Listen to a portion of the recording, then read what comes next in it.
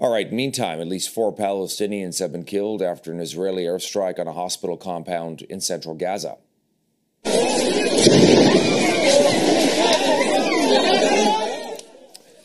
Palestinian health officials say more than 24 people suffered severe burns in the attack. It follows another Israeli airstrike earlier in the day that targeted a food distribution center in Gaza. Meanwhile, we're hearing that the Prime Minister of Israel is now reportedly examining a plan put forth by Israeli generals to empty northern Gaza of civilians and then cut off aid to anyone left inside. It's so Israel can split the Gaza Strip into two, securing control over the northern half.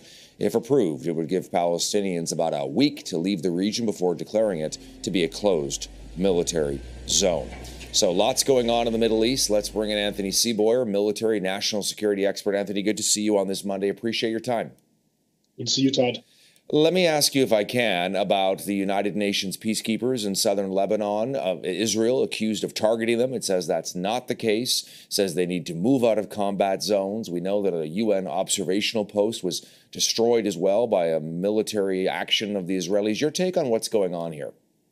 Well, it's very, very alarming, and it unfortunately fits a pattern. I think there's no evidence yet that this is clearly deliberately happening. That said, though, it's very concerning. We all need the UN to function well. The UN peacekeepers there are doing a very important job, and they should be supported and not endangered in an already dangerous job they're doing. It fits in the pattern that Netanyahu has declared the UN Secretary General persona non grata, not allowing them to enter the country, and actually requested now UN troops leaving the area. This is all from Western Canadian standards, American standards. This is not what we would expect from the Netanyahu government.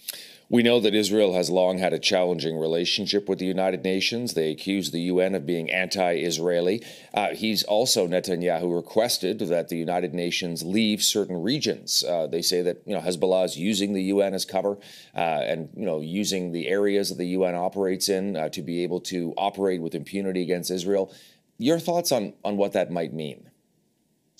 Well, I understand on the one hand that the terrorist organizations are hiding among civilians more and more. That's clear. That's happening. That said, though, there has to be limits, and the civilian life of civilians, the value of life of civilians, has to be regarded at the highest and protected, no matter where these civilians live. If they live in Israel, or if they live in Lebanon, or live in Gaza, and it looks more and more like there's disregard for human life of people living outside Israel. This is something we can't tolerate. We can't support as Western democracies. We're also following the strike on a refugee camp in which 22 people were killed. And we're also following the, plan reportedly by some Israeli generals to try and split Gaza into two and force everybody out of the northern part of Gaza to try and bring about an end of Hamas or bring in a new type of administrative authority in that part of Gaza. Your thoughts on that? Again, this is something we would never think would be discussed even. I mean, what does that mean for the people? Where do they go? Where can they go? Where are they going to be safe? Who wants to take them? And we have to ask, what has happened in the last year in terms of really securing Israel's security. We see that Hezbollah can target deeply into Israel and target a base there. So they still have massive capabilities at this point, and it really raises questions from a national security perspective. Is this really a strategy that's leading anywhere to more security of Israel at this point? And I do have doubts. It would seem the United States has very little influence really anymore, Anthony, on what Israel is doing. This is also a very new development. Biden has been calling for restraint, protection of civilians for months. We're seeing very little effect of this. It's great that the U.S. is now offering the THAAD system. This is a very effective system which can take out short, mid, and intermediate range missiles. This is great.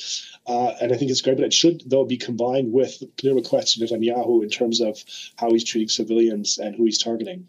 Anthony, I appreciate you taking the time on this holiday Monday to join us here on CTV News Channel. Give us your thoughts on what's happening in the Middle East.